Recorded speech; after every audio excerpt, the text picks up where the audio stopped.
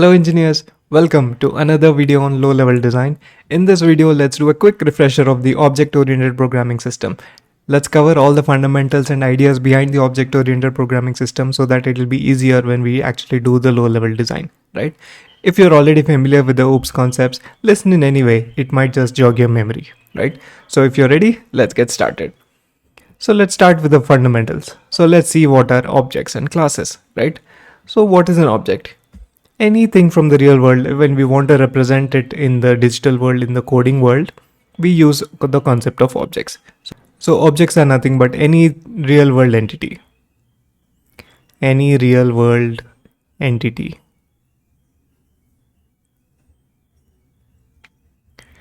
It can be this pen, this microphone, the keyboard, the mouse. It can be a car, a truck. It can be a planet or anything, right? So what is a class then? Class is the specification of an object. It specifies what the object is, what the object will do. It is also called as blueprint. It is also called as a schema, and there are many other names. So the concept is it specifies what the object is about and what it will do. What are the properties of the object and what are the behaviors of the object, right? So it is a specification. So let's take a look at an example to understand this better. So let's say I have a vehicle class like this, and it has a bunch of things. First thing is it has a name, it's called a vehicle class, and it has a bunch of properties. Let's say it has an engine type, a color, a model, and so on. So there can be many other properties like this for a typical vehicle. And vehicle can have different behaviors. It can drive, it can do a honk, it can park, and it can do other operations as well, right? So this is what a specification of a vehicle looks like. It has its properties and it has its behaviors. So this is a class. This is not a real world object just yet. This is just a specification. And when we create an actual vehicle, let's say we have created vehicle 1, it could be a car. We can create multiple things like this. It could be a truck, right? And so on. We can create multiple objects like this, and each object will have the same specification of this, right? So that's why they call objects as instance of a class. So this is a specific instance of this specification. This is a specific instance of the same vehicle class, right? So every object will follow the properties and the behaviors as defined in the specification.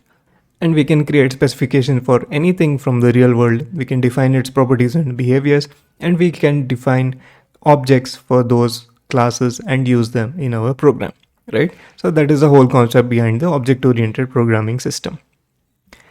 Now let's talk about encapsulation. Encapsulation is a fundamental concept of OOPS. It simply says that when you are creating classes or when you are designing classes, put only related stuff together. You encapsulate related stuff.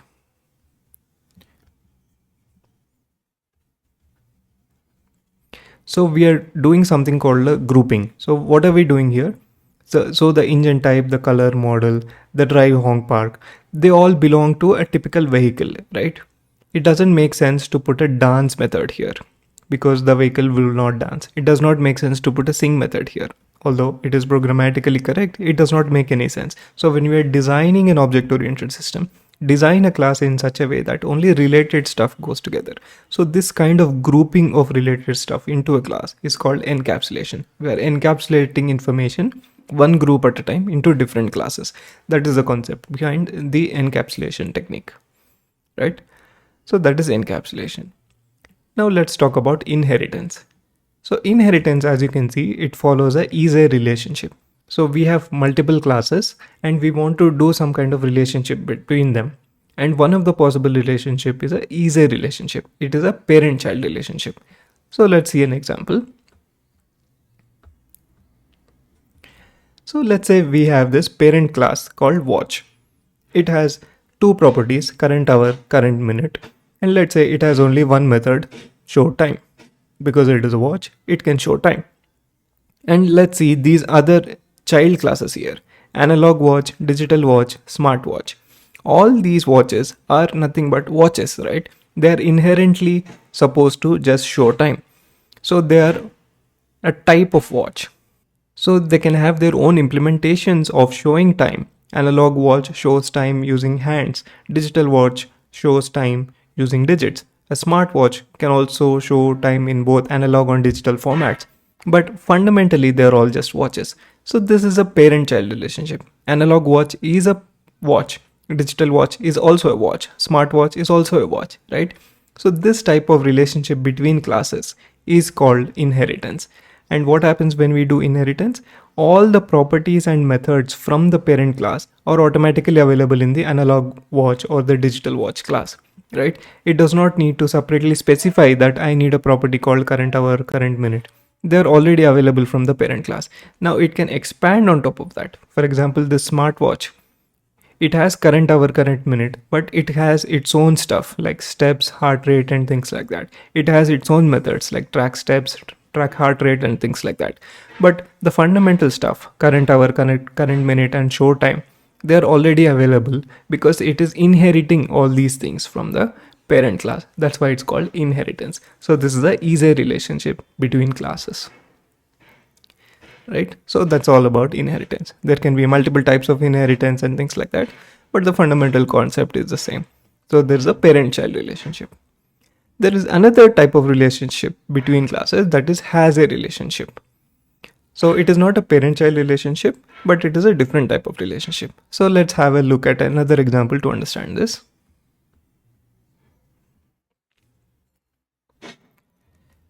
So let's say we have a vehicle class that we have seen before, and it has an engine type.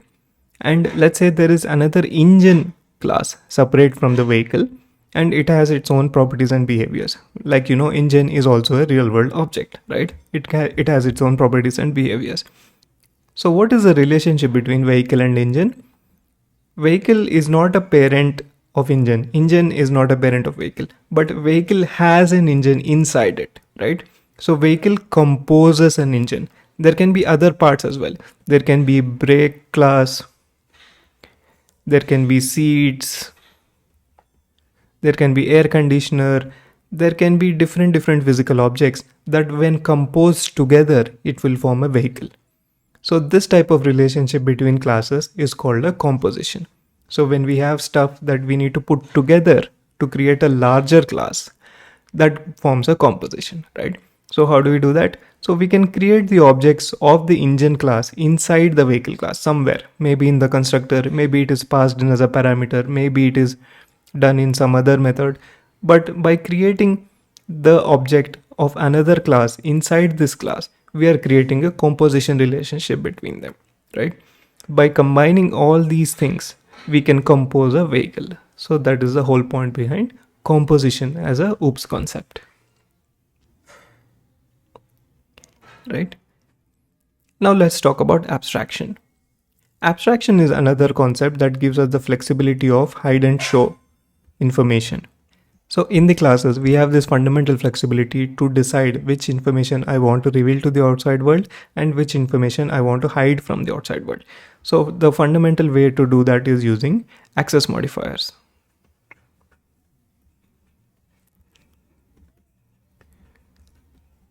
So let's say we go back to the vehicle class, and let's say I'm okay to reveal the color of my vehicle. Let's say I make it public, but I don't want to reveal the engine type, and I can make it private. So whoever is creating the object or whoever is using the class will have access to the public properties and public methods like this. So they can directly use the color, but they will never know that there is something called engine type because it is not exposed, and I can choose to hide and show whatever information I need. I can also create another method, let's say get engine type. And inside this, I can write the logic to get the information from the engine type and return it to the user, right? But I have control over this. Inside this method, I can do any types of checks and balances to make sure that I am processing the request to the right user. Maybe I can add additional checks like authentication and things like that. And I can choose only to reveal the information to the right parties. So that kind of validations can be done here. This way, I get to control the information flow inside the class, right? So that is one way of doing abstraction. But that is not the only way. We can also do abstraction using interfaces or abstract classes. Let's first try to understand what are abstract classes. Let's go to that section. Okay, so let's say I have the same vehicle class that we have been discussing so far. It has its own properties, it has its own methods, and it has the drive method that we have seen before. But this time I have added a new keyword called abstract in front of it. Now this makes it an abstract method. So what is an abstract method? It is a method that has no implementation. There is no implementation details provided here. So this class has decided not to implement the drive method. There is no functionality behind this drive method. And whoever is inheriting this class, let's say a sports car is inheriting this vehicle class, it will have its own implementation of drive method. Okay, so why do we do this? We do this when the situation is like that I don't have a common drive mechanism. A sports car will have its own drive mechanism. Maybe an automatic car will have its own drive mechanism.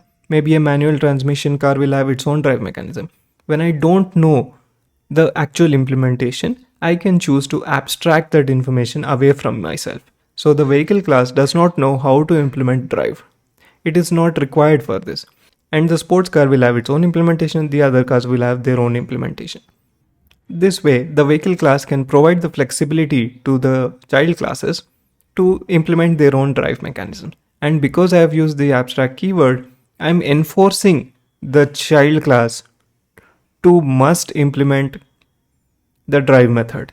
So it is like a contract between these two classes that, okay, there is an abstract method that I have to implement because the parent class does not know how to implement it, right? So I have to implement this. So when we are using abstract methods, it is like a contract between these two things. So the sports car is signing a contract with the vehicle class saying, okay, vehicle, I will take everything from you, the properties and methods, because it is an inheritance, but I will also ensure to implement a drive method so that we can drive a sports car, right?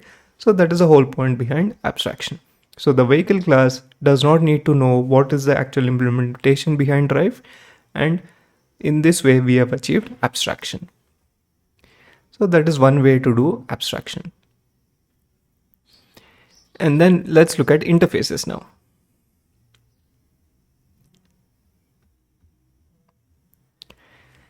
So interfaces are nothing but contracts. They're not classes, they're not objects, they're individual pieces by themselves, and they're called interfaces. So what do they have?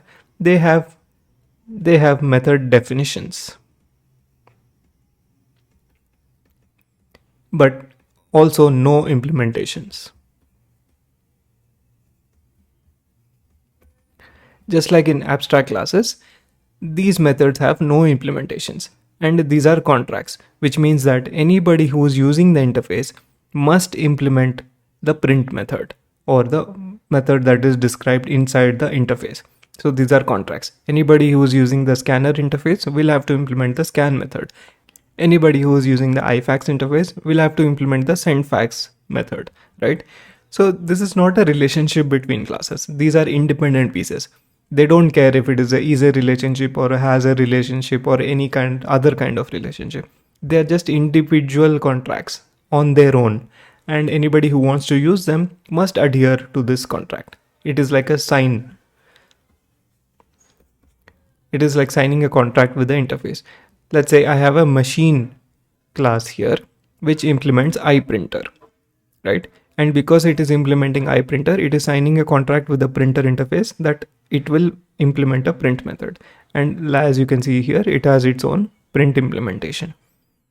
And I can choose to sign contract with multiple interfaces. I can choose to implement iPrinter plus iScanner. In this way, I can sign contracts with multiple interfaces. So because I have signed multiple contracts, I need to adhere to those contracts. I need to do a print, and I also need to do a scan method.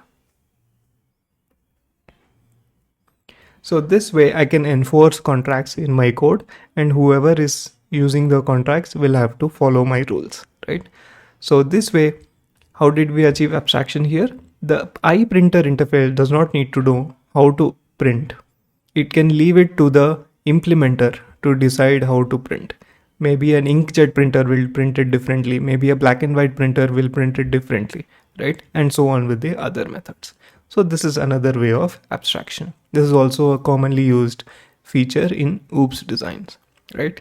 So that is the whole point behind abstraction. We can choose which information to reveal, which information to hide using all these features. And the last piece is polymorphism. Polymorphism, as the name suggests, poly means multiple and morph means form. So multiple forms. It means that we can use the same name but achieve different behavior by using the same name. So let's have a look at an example. So let's say I have this simple calculator class and it has its own properties and it has its own methods, and it has a method called add which will add two numbers. It has its own add which will add three things. It will also add five things. So the name is the same. It is still doing addition. But in this case, the number of parameters are changing. Here it is adding two things, here it is adding three things, here it is adding five things. Maybe I can add one more add, which will add two strings or two characters like this, right? Maybe I can add two strings, maybe I can add two floats. So the data types can change, the number of parameters can change, or anything can change, but the name itself is the same. So that is how we can achieve polymorphism. Poly, multiple, morph, forms. Multiple forms of the same name. So that is the idea behind polymorphism. So these are the fundamentals of object-oriented programming system. So I hope you got a quick refresher. These are fundamental to doing low-level design, which we will discuss in the future videos. So I hope you found this video helpful, guys. If you did, do leave a like and do comment if you have any questions or suggestions. Don't forget to subscribe to the channel if you haven't done already. I will quickly see you in the next one. Cheers.